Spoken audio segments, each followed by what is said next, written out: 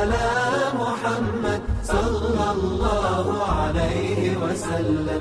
Alhamdulillah, tentunya senantiasa kita bersyukur kepada Allah atas seluruh nikmat yang Allah hadirkan pada kehidupan kita. Betapa sempurnanya Allah mengatur setiap detail pada kehidupan kita. Dan betapa sempurnanya Allah di dalam sifat Rahman dan sifat Rahimnya pada kehidupan setiap makhluknya. Kalaupun ada seseorang yang bermaksiat di dalam kamar, saking begitu sempurna sifat Rahman yang Allah miliki, Allah masih kirimkan udara melalui celah pintu dan celah jendelanya, supaya dia tetap bisa bernafas walaupun dia sedang bermaksiat di dalam kamar yang pengap itu. Itu menunjukkan kepada kita, sungguh Allah itu sempurna. Dan Allah selalu menghadirkan banyak sekali perkara di sekitar kita untuk menjadikan kita selalu mampu bersyukur, karena kesyukuran itu melapangkan. Kesyukuran itu membahagiakan. Kesyukuran itu memberikan kualitas makna pada kehidupan kita. Bersyukurlah, dan semoga kehidupan kita bukan hanya sekedar autopilot menjalani rutinitas, aktivitas, tapi kita tidak memberi makna kesyukuran pada apa yang kita lihat, pada apa yang kita peroleh, pada apa yang kita dengar. Syukur itu kunci kebaikan. Siapapun yang hilang kesyukurannya, berarti dia telah kehilangan kunci kebaikan dalam hidupnya. Seluruh penuntut ilmu yang semoga Allah rahmati, kita dalam kehidupan tidak akan pernah mampu mendapatkan kualitas dalam kehidupan kita sampai kita memiliki pikiran-pikiran yang positif. Hari ini kita hidup pada zaman yang sangat rentan dan sangat rentan sekali untuk mendapatkan banyak manusia itu kacau di dalam mereka berpikir. Banyak yang negatif di dalam mereka berpikir, mindset mereka. Sampai akhirnya kita menjumpai lahirnya banyak sekali penyimpangan, dan kita menjumpai banyak sekali mental kesehatan kejiwaan yang menurun, bahkan rusak. Pada beberapa waktu yang terakhir ini, disebabkan karena sulitnya manusia hari ini untuk mengontrol pikirannya, supaya pikiran mereka itu berada pada satu mindset yang positif. Kalau kita sepakat dengan perkara ini, kita tentunya harus paham bahwasanya untuk mengontrol pikiran kita supaya kita memiliki pemikiran yang positif dalam mindset yang kita miliki, maka sesungguhnya tidak ada perkara yang harus kita perhatikan kecuali adalah hati kita. Karena hati kita itu adalah komponen paling penting, dia disebut dengan raja statusnya, di mana yang mengimport segala sesuatu kepada pikiran itu dimulai dari hati. Kalau hatinya sakit, apapun yang diimpor ke pemikirannya, maka itu pun akan selalu bermuatan dengan sesuatu yang negatif. Tapi ketika hatinya adalah hati yang sehat, maka sesungguhnya segala sesuatu yang dialirkan ke pemikiran ataupun ke dalam pikiran, maka pikiran-pikiran itu adalah pikiran-pikiran yang positif. Inilah betapa pentingnya kondisi hati dalam menghadapi kondisi hari ini yang tidak karuan. Di mana kalau kita ingin mendapatkan kualitas pada kehidupan kita, mengontrol pikiran kita pada satu narasi yang positif, mindset yang positif, maka sesungguhnya yang harus kita perhatikan itu adalah hati kita. Karena hati, impact-nya itu kepada seluruh tubuh. Ketika hati kita menjadi hati yang sehat, maka yang lainnya akan merasakan dampak dari sehatnya hati. Jantungnya akan merasakan dampaknya. Lambungnya, livernya, semua akan merasakan dampaknya ketika hati itu dalam kondisi yang baik. Sebagaimana yang dikatakan oleh Rasulullah, fa'in sholahatil a'mal kullaha. Kalau hatinya itu baik, seluruh yang lainnya pun akan menjadi baik. Amal ibadahnya menjadi baik, pikirannya pun menjadi baik, mindsetnya pun akan menjadi baik. Itu bermula dari satu kondisi hati yang baik. Tapi ketika hatinya bermasalah, hatinya sedang mengalami berantakan, kondisi yang berantakan, maka semua itu merasakan dampaknya. Jantung akan merasakan dampaknya, apa yang dirasakan oleh hati, livernya, lambungnya, pikirannya, semua akan merasakan negatif dari apa yang dirasakan oleh hati ketika sedang bermasalah. Inilah yang menjadikan kita paham betapa pentingnya masalah pikiran, dan masalah pikiran ini tergantung pada bagaimana hati kita. Kita tentunya sering sekali melihat satu kasus, kita sering sekali melihat bukti bagaimana kita menjumpai ada seseorang yang terkadang makannya mungkin biasa, tidak terlalu sehat, tapi kualitas kesehatannya jauh lebih baik daripada mereka yang terkadang terjaga makanannya tetapi tidak terjaga pikirannya, tidak terjaga pola pikirnya. Walaupun dia makan sehat, tapi kalau pola pikirnya adalah pola pikir yang negatif karena dampak dari hati yang bermasalah, maka banyak penyakit pula yang dia dapatkan dan banyak masalah pula yang dia jumpai pada jejak kehidupannya. Sebaliknya, kadang-kadang kita jumpai ada orang yang mungkin makannya tidak terlalu sehat. Ya mungkin makannya masih kadang-kadang agak melampaui batas. Tapi karena dia memiliki pola pikir, ataupun ketika dia memiliki hati yang baik gitu, maka pikirannya pun, mindsetnya pun adalah positif. Dan akhirnya kadang kondisi kesehatannya itu bisa lebih stabil daripada mereka yang makan sehat tetapi pikirannya tidak dikontrol. Dan inilah yang semakin menjadikan kita paham.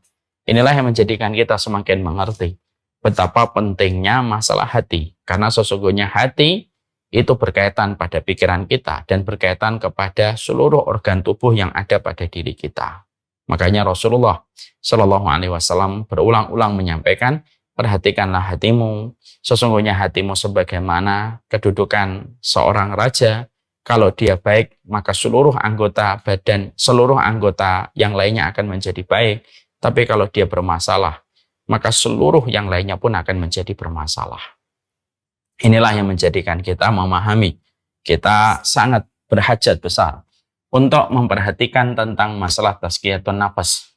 Ilmu yang sejatinya kita butuhkan untuk mengontrol pikiran kita, supaya kita selalu pada mindset yang positif. Supaya kita tidak terkena imbas dari sebuah penyakit mental illness ketika kita memperhatikan kondisi hati kita, bagaimana menterapi hati kita, bagaimana menyehatkan hati kita, bagaimana menjaga kualitas kesehatan hati kita, supaya kualitas kehidupan itu dimulai ketika seseorang telah memiliki hati yang selalu terjaga dalam pusaran kebaikannya.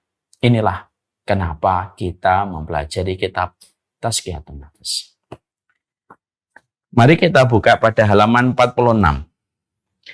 Pada pertemuan kita yang terakhir, kita telah membahas betapa besarnya kondisi hati kita itu sangat membutuhkan tentang sebuah nutrisi. Dan bagaimana kita harus menjadi pelaku-pelaku atau pemilik hati yang senantiasa peduli tentang kondisi hati kita. Banyak orang yang terkadang mampu memperhatikan penampilannya setiap waktu. Memperhatikan bagaimana wujudnya ketika di depan cermin. Dan bagaimana memperhatikan ketika fotonya tertera di feed-nya Instagram. Tapi sedikit sekali di antara kita yang memperhatikan bagaimana penampilan dan kondisi hatinya. Banyak orang yang mampu melihat kehidupan orang lain yang begitu jauh dari tempatnya dia tinggal, tapi ternyata dia belum tentu mampu untuk mengenali hatinya, bagaimana kondisinya dan bagaimana keadaannya. Dan ini adalah satu musibah. Bukan musibah kecil tetapi musibah besar. Imam Ibnu Qayyim mengatakan bahwasanya kalau ada manusia sudah tidak peduli dengan hatinya, lalu dia tidak peduli tentang bagaimana hatinya, bagaimana kesehatannya, bagaimana keadaan yang ada pada hatinya, lalu yang pemilik hati itu saja tidak peduli, maka inilah yang akan berakhir dengan banyak kecelakaan pada hidup. Dan inilah yang akan menjadikan setiap masalah tidak akan pernah selesai. Tidak akan pernah mendapatkan solusi kalau setiap orang selalu memperhatikan penampilannya, memperhatikan orang-orang yang jauh, memperhatikan setiap apa yang dia jumpai di feed Instagram, di sosial media, tetapi justru dia tidak memperhatikan hati. Padahal organ yang paling sensitif yang harus selalu kita perhatikan itu adalah masalah hati kita. Dan berulang-ulang sering saya sampaikan untuk nasihat kepada kita, kepada saya. Sesungguhnya organ tubuh yang paling lelah itu ya hati. Karena segala sesuatu yang dilakukan oleh seluruh anggota tubuh kita, maka bermuara untuk difikirkan oleh hati kita. Apa yang dilihat oleh mata, maka yang menjadi muara untuk memikirkan apa yang dilihat oleh mata itu hati. Apa yang didengar telinga, apa yang dipegang, maka semuanya itu selalu yang merespon itu hati ujungnya. Di mana itu yang menjadikan hati itu merupakan organ tubuh yang paling cepat lelah. Lebih lelah daripada kaki kita yang pegel, lebih lelah daripada tangan kita yang pegel. Ketika hati itu tidak pernah berhenti untuk merespon segala sesuatu yang ada pada kehidupan kita. Dan inilah yang menjadikan kita harus paham tidak ada yang paling berharga dalam hidupmu kecuali adalah hati kita. Dia lebih berharga daripada mobilmu, dia lebih berharga daripada motormu, motor klasik yang kamu beli. Dia lebih berharga daripada penampilan bajumu, dia lebih berharga daripada gadgetmu. Karena sesungguhnya semua yang tadi kita sebutkan akan bermasalah kalau hati kita bermasalah, dan semua itu akan menjadi baik kalau hati kita menjadi baik. Makanya inilah yang menjadikan kita setidaknya sebelum kita membahas tentang halaman 46, yaitu tentang nutrisi hati, yaitu adalah bagaimana kita harus membangun sikap lebih aware kepada hati kita. Melihat hati kita, kondisi hati kita bagaimana. Bagaimana keadaan hati kita ketika sedang taat. Gimana kondisi hati kita ketika tidak lama membaca Al-Quran. Bagaimana kondisi hati kita ketika kita tidak merasakan nikmatnya bangun di tengah malam. Itu yang harus kita lihat setiap hari, setiap waktunya. Karena pada dasarnya inilah yang membentuk kehidupan kita. Kehidupan kita dibentuk dengan apa yang hidup pada hati kita, dan banyak orang yang hidup jasadnya tetapi mati hatinya.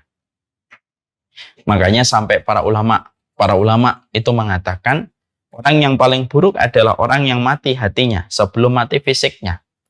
Orang kalau mati hatinya sebelum mati fisiknya, maka apapun yang dia perbuat tidak akan pernah mendatangkan kemaslahatan.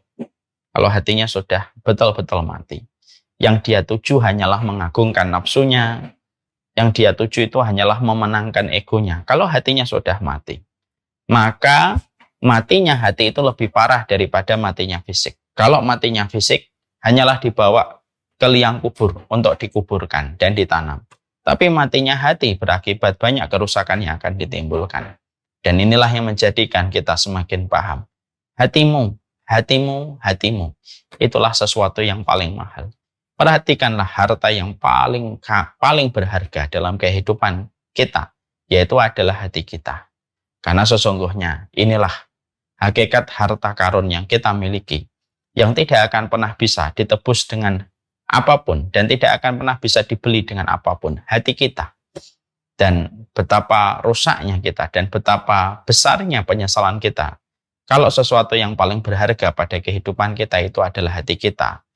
Yang mana hati itu dipakai untuk merespon apa yang dilihat, apa yang terdengar, apa yang difikir.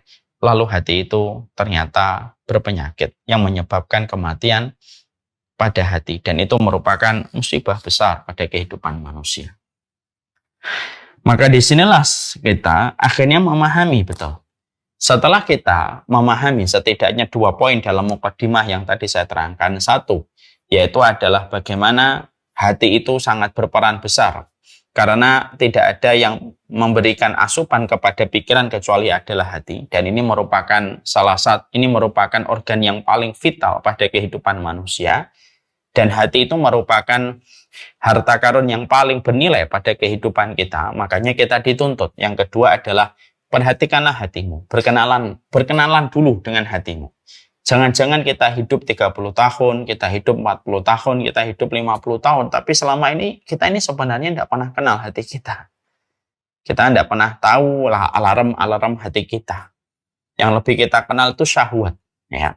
Setiap ada letupan syahwat, kita langsung respon. Setiap ada letupan emosi, kita respon. Tapi ternyata sinyal dan letupan dari hati justru malah tidak kita kenal. Ini yang bermasalah. Makanya inilah yang menjadikan kita semuanya, Umar Mita harus mengenal hatinya. Ya, Ahmad, Hasan, siapapun itu harus mengenal kembali hatinya. Dan ketika kita melongok kembali kepada hati kita, berhadapan kembali dengan hati kita, dan seakan-akan kita sedang berhadapan dengan hati kita gitu. Kalau kita sedang merenung, ketika kita sedang merefleksikan jiwa kita membayangkan diri kita itu di hadapan hati kita. Kira-kira hati kita itu kayak apa? Apakah bersih, berkilau, ataukah hitam? Apakah hati itu sedang menetes air mata? Apakah hati itu sedang tergerus dalam kekecewaan? Kenali dulu hatimu. Ya, kenali dulu hatimu. Ajak bicara hatimu. Karena sesungguhnya banyak orang hidup sampai 40 tahun, 50 tahun. Tapi hatinya tidak pernah diajak bicara dan tidak pernah diberikan perhatian sama sekali sepanjang hidupnya. Hanya nafsu, emosi, ego yang selalu dia penuhi. Tapi hatinya malah tidak pernah mendapatkan perhatian. Padahal yang paling mahal dan paling menyelamatkan kita adalah hati kita. Allah tidak melihat fisik kita, Allah tidak melihat ego kita, Allah tidak melihat apapun, kecuali yang dilihat oleh Allah adalah hati kita. Innallaha la yanzuru ila suwarikum wala yanzuru ila ajsadikum walakin yanzuru ila qulubikum. Allah itu tidak butuh dengan penampilan fisikmu, Allah tidak butuh dengan penampilan jasadmu, tetapi yang Allah lihat itu adalah bagaimana kondisi hatimu. Ya. Jadi marilah sekali-kali kita itu membayangkan gitu, kalau kita di suatu ruangan gitu yang besar gitu, sepi, lalu kita mampu untuk mengeluarkan hati kita. Kira-kira hati kita itu berhadapan dengan kita itu kayak apa? Jangan sampai hati kita yang justru menjadi motor penggerak paling besar dan kedudukannya sebagaimana raja, itu justru menjadi organ yang paling kita anaktirikan, paling kita tidak pedulikan. Dan akhirnya banyaklah kerusakan demi kerusakan yang timbul pada kehidupan kita selama ini. Setiap masalah, setiap problem yang kita dapatkan, bisa jadi karena memang kita tidak peduli dengan hati kita, yang menjadi organ penting di dalam mengendalikan seluruh pada kehidupan kita dengan izin Allah. Setelah kita membahas tentang itu, sekarang mari kita memahami apa sih nutrisi untuk menghidupkan hati kita. Jadi nanti kalau kita sudah punya waktu, duduk dengan tenang, berhadapan dengan hati kita, lalu membayangkan bagaimana kondisi hati kita, sebagaimana yang kita rasakan pada hati kita, lalu kita membayangkan, ya Allah, hati saya hitam sebagaimana paru-paru yang terkena asap rokok. Hati saya hitam sebagaimana selokan yang ada di depan rumah. Oh, ternyata hati saya banyak lubangnya. Hati saya menyimpan kemarahan merah karena setiap waktu saya masih menyimpan nama dengan kebencian, ketidakridhoan saya kepada takdir. Apapun kondisi hati itu, kalau kita sudah mengenali, maka kalau kita sudah jujur sama diri kita, sekarang mari kita bahas apa perkara yang bisa mengembalikan hati kita. Apapun kondisi hati kita, apapun keadaan hati kita, lalu apa yang kita bisa lakukan supaya kita bisa memberi kembali kebaikan untuk hati kita. Kita tentunya sepakat kan ya tadi ya, hati itu organ tubuh yang paling mahal. Tidak ada yang paling mahal kecuali hati. Karena dia tidak ada harga yang tidak ada harga yang paling sepantas dengan harga dari hati kita. Makanya ketika kita mendapati bahwasanya ini harus kita perhatikan, maka apapun kondisi hati kita, nanti ada yang ngomong, ya Allah, hati saya hitam Ustaz, saya tidak lagi menikmati bacaan Quran, saya tidak bisa menikmati majelis ilmu, saya tidak bisa menikmati berdoa, saya tidak bisa menikmati zikir, saya tidak bisa menikmati kecuali adalah syahwat yang terus mengundang saya dan selalu saya merespon. Saya terus menikmati emosi-emosi yang ada pada diri saya, kemarahan-kemarahan di dalam diri saya.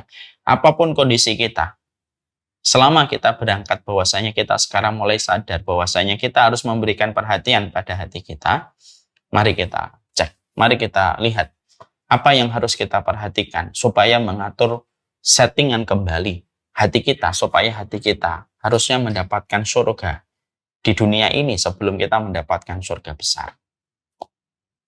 Saya kalau boleh mengatakan, di dunia ini ada surga, sebagaimana di akhirat itu ada surga. Surga es kecil dan surga es besar. Surga es kecil itu ada di dunia. Ada nggak di dunia itu surga, Ustaz? Ada, di dunia itu ada surga. Cuma berbeda dengan surga di akhirat dengan huruf kapital S besar. Surga di dunia itu adalah, surga di dunia itu dikatakan oleh para ulama, oleh Ibnu Taimiyah rahimahullahu ta'ala, inna fid dunya la jannatun man lam yadkhuluha lam yadkhuluha fil akhirah. Sesungguhnya di dunia itu ada surga. Siapapun yang tidak pernah merasakan, mencicipi surga pada kehidupan di dunia, maka dia tidak akan pernah merasakan surga di akhirat. Yaitu adalah surga, sebuah tempat yang paling indah yang Allah ciptakan dengan kedua tangannya. Pertanyaan kita, surga di dunia itu apa? Yang menjadi salah satu indikator, ya, yang menjadi salah satu indikator untuk mendapatkan surga di akhirat. yaitu adalah surga di dunia atau surga kecil itu, yaitu adalah surga pada hati kita.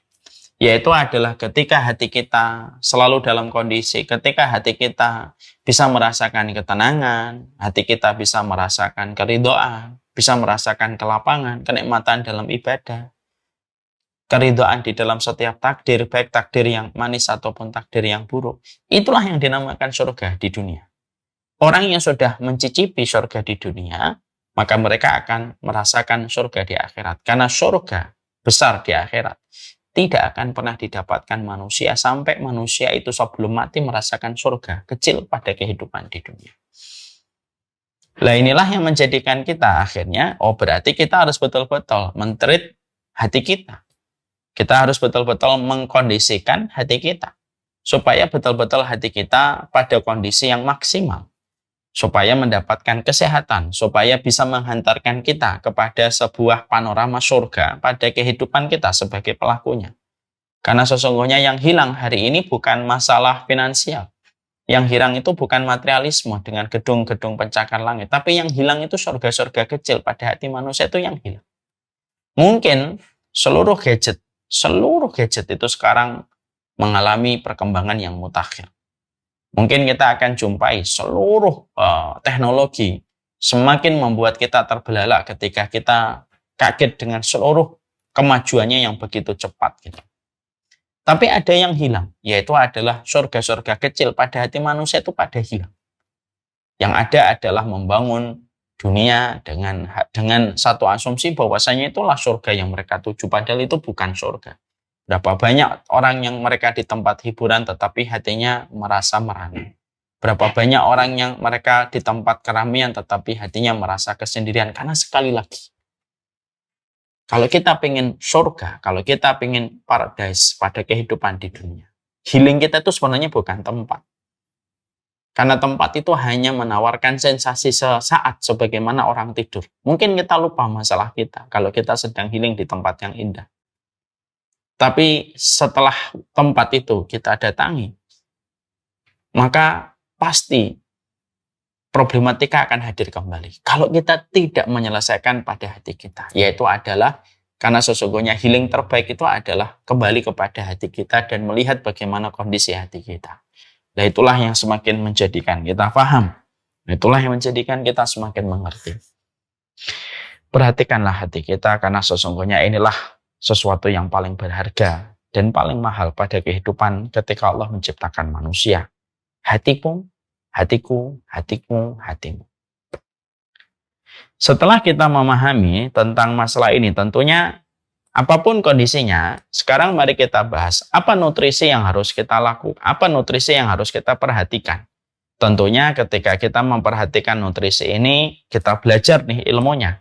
Yang paling penting adalah bagaimana kita harus memaksakan diri untuk mengkondisikan hati kita supaya hati kita mendapatkan nutrisi. Kalaupun ada yang sakit, maka setidaknya sakitnya berkurang ketika kita memberikan nutrisi. Sebelum kita membahas nutrisi-nutrisi yang sejatinya sangat dibutuhkan hati kita, supaya hati kita bisa melahirkan sebuah mindset yang positif, hidup yang lapang, hidup yang tidak sesak gitu ya.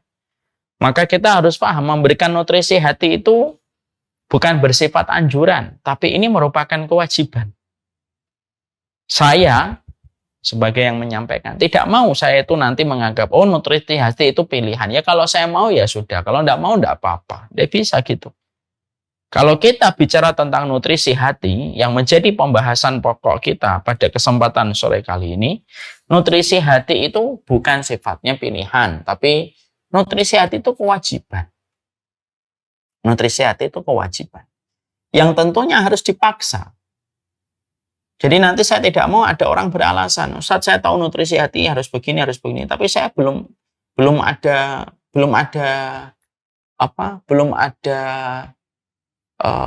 kekuatan untuk melakukan itu. Ya memang harus dipaksa. Jadi kalau kita nanti membahas nutrisi hati satu persatu untuk hati kita ketika kita sudah berkenalan dengan hati kita, mengetahui bagaimana kondisi hati kita yang sebenarnya, maka ketika kita nanti membahas tentang nutrisi hati, Maka setiap nutrisi hati yang akan menjadi perhatian kita dan konsentrasi kita yang kita pelajari ini berarti wajib dipaksakan untuk disuapkan. Karena apa? Karena sesungguhnya mengobati itu harus dipaksa bagi sebagian besar orang ketika berpenyakit. Bukankah minum obat harus dipaksa? Karena sebenarnya kalau kita ingin menikmati, minum obat itu kan nggak mau. Karena apa? Pahit, tidak ada rasanya. Tidak sebagaimana minuman es teh manis, tidak sebagaimana sushi yang kita sukai gitu. Obat itu nggak kita suka, tapi bagaimanapun kita harus minum, walaupun tidak ada rasa dan tidak ada gurihnya, tidak ada rasa manisnya yang membuat kita suka dengan obat itu nggak ada, ya tetap harus kita minum. Maka sama ini, nanti kalau kita membahas nutrisi hati, lalu kita nggak boleh beralasan. Oh, saya belum tergerak untuk melakukan hal-hal yang menjadi nutrisi hati. Lu itu enggak nunggu gerakan hati antum lagi sakit kok. Nunggu hati kita, nunggu gerakan hati saya. Hati saya lagi bermasalah kok. Nunggu gerakan hati baru kita bisa melakukan nutrisi hati untuk kita suapkan dan kita asupkan untuk diri kita. Ya enggak bisa nunggu. Ya harus dipaksa. Loh Ustaz, memaksakan nutrisi hati itu nanti malah tidak ikhlas dulu.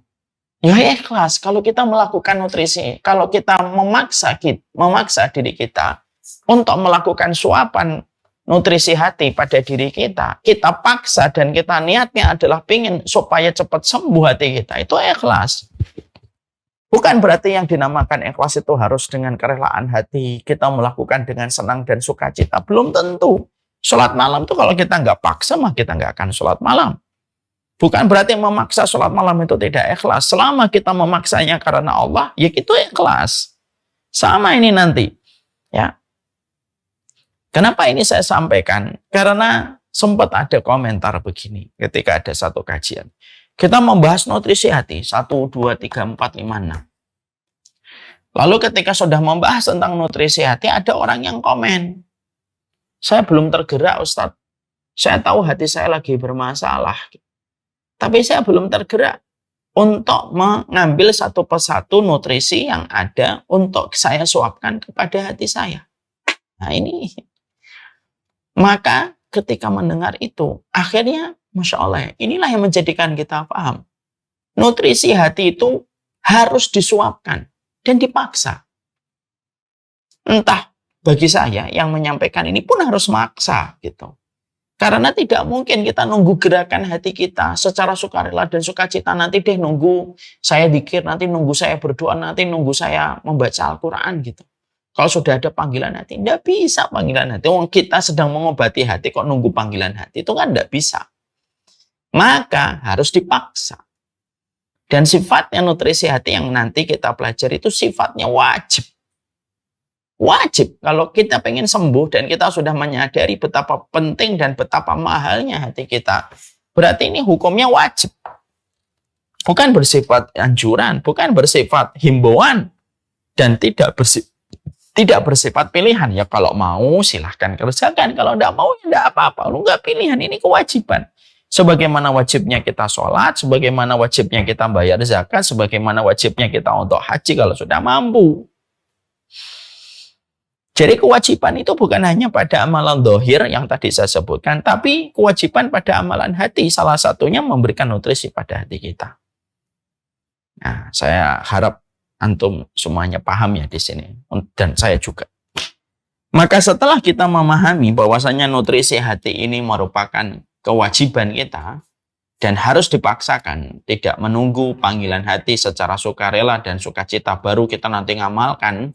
Enggak, tapi memang harus dipaksa sebagaimana orang yang sakit dipaksa minum obat dan disuntik. Sekarang mari kita kenali. Nutrisi hati itu apa saja? Ada beberapa cara. Maka sesungguhnya yang pertama, nutrisi hati itu adalah bagaimana kita senantiasa mengingat Allah. Kita senantiasa berzikir kepada Allah. Ya. Tentunya di dalam memahami kata zikir ini, memahaminya dari berbagai macam perspektif. Pertama, zikir lisan kita. Bagaimana lisan kita senantiasa terbasahi, bagaimana kita menyebut Allah dan berzikir kepadanya dalam setiap hari-hari yang kita lewati, setiap Setiap kesempatan yang kita jumpai, bagaimana kita senantiasa berzikir. Berzikir kepada Allah ini merupakan sebuah kekuatan, dan ini merupakan sebuah konektivitas antara seorang makhluk dengan Sang Khalik yang diwujudkan pada simbol ketika kita berzikir. Yang pertama itu zikir dengan lisan kita. Zikir pada lisan ini secara sah dan secara terbukti, fix dan confirm bahwasanya berzikir pada lisan kita ini akan mendapatkan feedbacknya itu luar biasa yang akan Allah hadirkan pada kehidupan kita. Saya ambilkan sebuah analogi sederhana. Tukang sihir, mereka selalu memiliki mantra.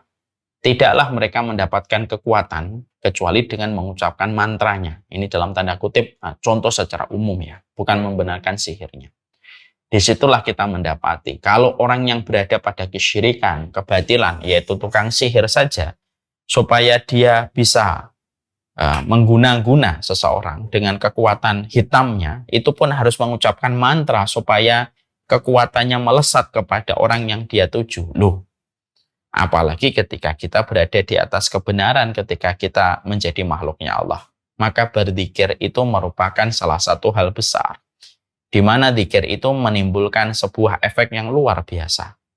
Berzikir itu sebagaimana ketika orang sedang bermasalah dengan penyakit jantungnya, maka dia rajin minum bawang putih. Lalu bawang putih membersihkan apa-apa yang menyumbat kondisi jantungnya sehingga lancar kembali pergerakan di jantungnya. Maka berzikir itu merupakan salah satu hal yang besar. Ya, makanya berzikir ini Masya Allah ya. Ini merupakan sebuah perkara yang dikatakan oleh Allah di dalam surat Al-Baqarah 152. Fadkuruni adkurkum. Maka sesungguhnya ingatlah kepadaku, maka aku akan senantiasa ingat kepada dirimu. Ya, ini di sana kita menjumpai dan kita mendapati bahwasanya zikir itu merupakan hal besar. Baik kita mengucapkan kalimat-kalimat thayyibah, karena sesungguhnya kalimat-kalimat thayyibah itu jangan dianggap ringan. Mungkin tampaknya ringan dalam pandangan kita dan logika kita, tapi sesungguhnya dia tidak ringan di hadapan Allah. Bukankah syahadat itu adalah kalimat yang kita ucapkan asyhadu alla ilaha illallah wa asyhadu anna muhammadar rasulullah hanya 1 menit, tapi ternyata di hadapan Allah ini kalimat besar, bisa menentukan bagaimana kehidupan akhirat kita, surga atau neraka. Ya salah satunya pada kalimat itu yang disebut dengan berzikir kepada Allah Subhanahu wa taala. Zikir dengan lisan. Zikir yang kedua itu zikir bagaimana hati kita, pikiran kita senantiasa sadar.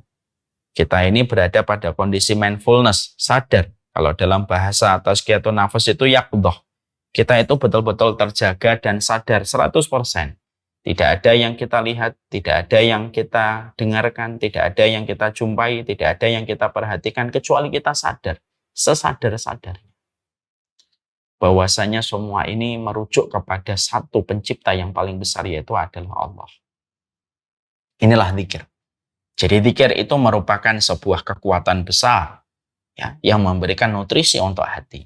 Dan sesungguhnya zikir itu memberikan kekuatan untuk hati. Zikir baik dalam tataran lisan, ketika kita senantiasa menyebutkan bagaimana kalimat thayyibah, kita paksa diri kita untuk membaca subhanallah wa bihamdi. Kita paksa lisan kita untuk membaca astagfirullah wa atubu ilaih. Kita paksa lisan kita untuk membaca Allahumma sholli, kita membaca Allahumma anta rabbi la ilaha illa anta khalaqtani wa ana abduka wa ana lahtika. Maka ini merupakan kekuatan besar.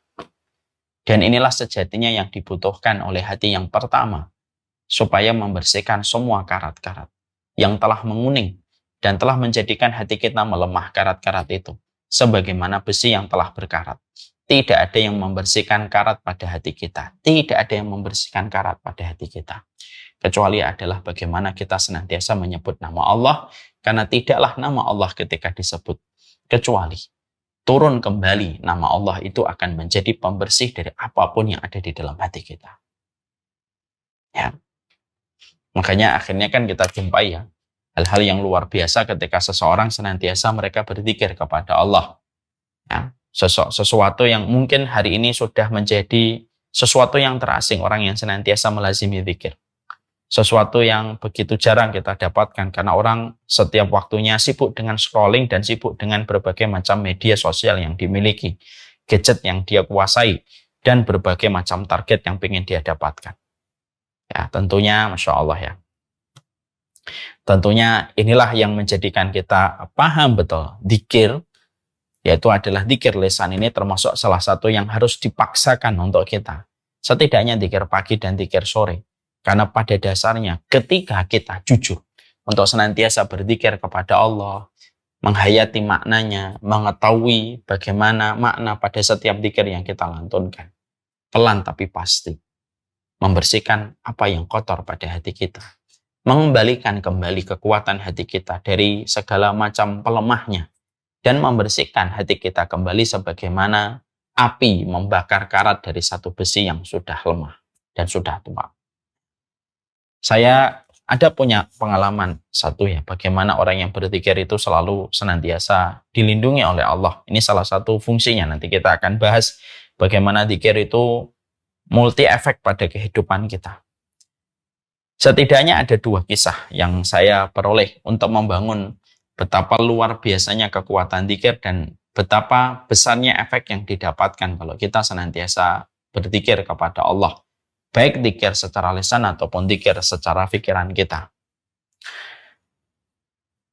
Saya pernah mendapati satu keluarga yang melakukan perjalanan ke daerah Sumatera. Pada saat itu sepanjang malam perjalanan maka disetir oleh sang suami. Sehingga pada pagi harinya mereka rolling. Ya. Mereka ganti shift. Sang suami istirahat lalu digantikan istrinya sampai hilang rasa kantuk sang suami. Pada waktu pagi itu kebiasaan mereka senantiasa berzikir pagi. Ya, mereka tetap melazimi zikir pagi itu walaupun di dalam perjalanan.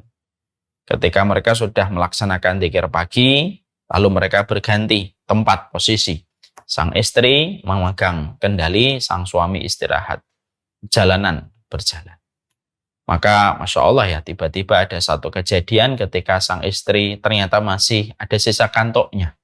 Dalam sepersekian detik, dia sempat tertidur dan mobilnya meluncur bebas ke bawah jurang.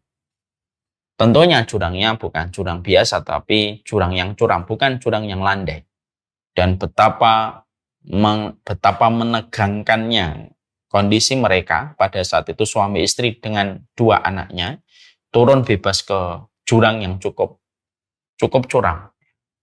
Tidaklah orang-orang yang di atas yang melihat kejadian bagaimana mobil itu masuk ke jurang, kecuali yang di atas itu berprasangka semua yang ada di dalam mobil itu pasti mati. Mobil itu terus ke bawah tanpa bisa dikendalikan. Masya Allah, goncangan demi goncangan didapatkan setiap sepersekian detik dan tidak bisa dikontrol mobilnya. Sampai akhirnya mobil itu akhirnya menabrak salah satu pohon, tidak langsung dari depan tapi dari pinggirnya, tapi dengan izin Allah, walaupun tabrakannya tidak terlalu keras tapi sudah cukup untuk menghentikan laju kendaraan itu dari atas. Yang luar biasa adalah semua penumpang di mobil itu tidak ada yang luka, hanya kesleo lecet dikit, tapi tidak ada yang patah, tidak ada yang terbentur, tidak ada yang patah giginya, tidak ada. Sampai akhirnya semua yang ada di atas itu kaget ketika mendapati semua yang ada di mobil itu dalam kondisi sehat. Dalam kondisi tidak mengalami musibah berat. Padahal kalau dilihat dari kondisi ketika terjun mobil itu ke bawah, maka secara logika harusnya mereka semuanya dalam kondisi tidak selamat. Bahkan mobilnya pun ya tidak terlalu parah dan kalau ketika dibawa ke bengkel tidak sampai meminta biaya yang sangat mahal. Ketika kisah ini disampaikan, maka beliau sebagai saksi mata pada kejadian itu, bahkan sebagai pelakunya yang ada pada kejadian itu bercerita, itu terjadi sekitar beberapa menit setelah kami berzikir pagi dan melanjutkan perjalanan. Lalu beliau mengatakan, apakah ini merupakan bagian dari perlindungan Allah ketika kami mengingat Allah di waktu lapang, Ustaz, dan Allah menghadirkan, dan Allah bersama kami ketika kami menghadapi satu peristiwa yang mencekam ketika mobil kami tercebur ke dalam jurang yang begitu curam. Saya mengatakan iyalah. Kita harus husnudzon. Inilah salah satu di antara dampak dahsyatnya ketika orang itu senantiasa berzikir kepada Allah. Ini harus dipaksa, tapi inilah yang kita jumpai. Berzikir kepada Allah itu memberi kekuatan. Sebagaimana ketika kita melihat film-film di film-film sihir. Banyak tukang sihir sering mengucapkan abrakadabra, kekuatannya datang. Kalaulah abrakadabra diucapkan bisa mendatangkan kekuatan bagi orang itulah. Apalagi ketika seorang mukmin ketika dia menyebut nama Allah. Kejadian yang kedua yang pernah saya baca dalam sebuah kisah nyata, katanya based and true story, yaitu ketika ada satu kejadian, ada dua perempuan yang pulang malam di daerah Eropa. Mereka pulang. Ya, yang salah satunya itu seorang muslimah. Ketika beliau pulang malam, maka pada saat itu tidak ada yang beliau lantunkan kecuali adalah berzikir. Ketika beliau sadar betul bahwasanya zikir itu memberi kekuatan yang maksimal untuknya. Beliau berzikir kepada Allah Subhanahu wa taala di sepanjang perjalanan. Tidak lama setelah perjalanan itu, maka beliau mendapati di depannya tidak terlalu jauh ada segerombolan laki-laki yang banyak. Yang mereka tampak di wajah mereka itu wajah-wajah kriminal. Gitu. Tapi bagaimanapun dia sudah berjalan dan setiap laki-laki yang ada di tempat itu sudah melihatnya. Maka dia memperbanyak zikirnya kepada Allah dan dia terus berjalan. Ternyata ketika melewati gerombolan itu, maka semua laki-laki yang di gerombolan itu tidak ada yang mengganggunya. Dia lewat begitu saja dan dengan izin Allah dia sampai ke rumah dalam kondisi selamat. Tidak lama setelah itu, ternyata beberapa hari setelah itu, ternyata tersebar kabar bahwasanya gerombolan laki-laki itu memperkosa seorang perempuan. Pada malam yang sama ketika perempuan muslimah itu melewati mereka.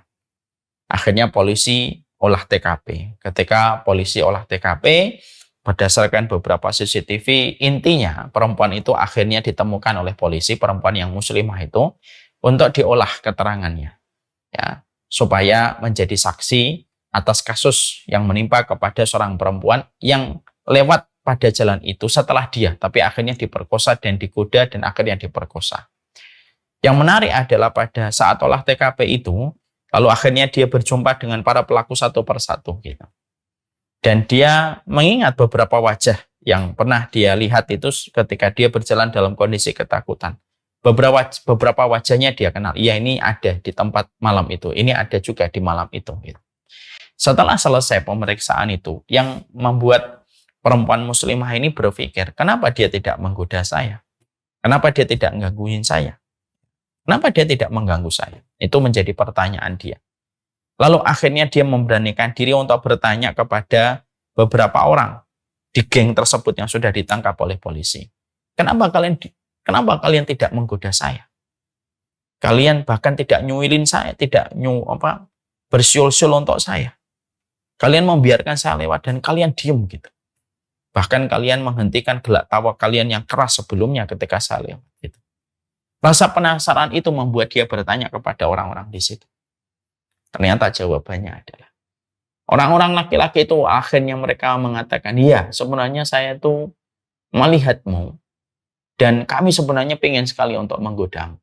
Ya, karena memang parasnya muslimah ini, parasnya juga di atas rata-rata gitu, walaupun dia pakai jilbab. Tapi kami menjumpai ada makhluk besar gitu di belakangmu yang dia ngikutin kamu dari belakang seakan-akan dia memberikan perlindungan yang menjadikan kami tidak berani. Makhluknya begitu besar, lebih tinggi daripada dirimu, dan dia senantiasa memberikan perlindungan di sebelah kanan dan kirimu, sehingga membuat kami tidak berani untuk melakukan apapun untuk kamu. Masya Allah. Padahal perempuan itu mengatakan, saya tidak datang bersama siapapun.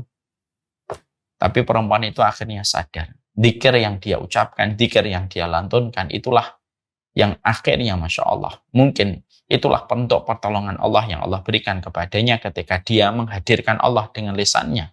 Dan Allah membersamai pada jejak langkah hidupnya. Nah, ini merupakan hal yang kita harus paham. Bahwasanya berzikir kepada Allah Subhanahu wa taala ini merupakan perkara besar. Yang ini harus betul-betul dipaksakan. Kita tidak bisa untuk menunggu panggilan hati dengan sukacita, nanti deh Ustaz, kalau saya nanti tiba-tiba pengen dzikir ya dzikir. Tidak bisa, harus dipaksa. Bahkan untuk melatih diri kita, boleh kita membuat hitungan-hitungan khusus untuk diri kita supaya melatih diri kita. Saya harus membaca dzikir ini 100, saya harus membaca dzikir ini 200 kali gitu. Bukan untuk mewajibkan kepada orang lain, tapi untuk melatih diri kita sendiri. Untuk diri kita sendiri boleh. Untuk latihan. Ya, karena apa? Karena memang betul-betul inilah perkara yang sering terdistract pada kehidupan kita. Karena banyak orang yang menuntut ilmu, banyak orang yang mengikuti kajian, tapi belum tentu dia mampu untuk berzikir kepada Allah setiap waktu dan setiap saatnya. Terutama ketika kita pada hari ini sudah dikerubuti dengan berbagai macam hal yang menjadikan kita sering terdistract untuk meninggalkan zikir kita, untuk mengingat Allah. Ketika kita sibuk pada perhatian kita kepada makhluk dan aktivitas makhluk itu lebih mendominasi pikiran kita daripada aktivitas kita untuk mengingat Allah. Mungkin resahnya hati kita, gelisahnya hati kita hari ini bukan karena orang tidak sesuai ekspektasi kita, bukan apa yang didapatkan tetanggamu, bukan apa yang sedang diraih oleh seseorang temanmu. Keresahan hatiku dan hatimu bisa jadi dimulai karena kita lebih sibuk memperhatikan aktivitas manusia daripada apa yang kita ingat pada Rob yang menguasai alam semesta, yaitu adalah Allah. Ini yang menjadi kita harus paham.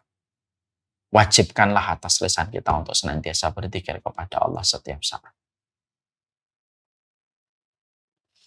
Kita akan membahas zikir itu fungsinya bagaimana. Maka sesungguhnya di dalam kitab Al-Wabilus Saib, maka sesungguhnya ada 80 faedah di dalam kita berzikir kepada Allah, mengingat Allah.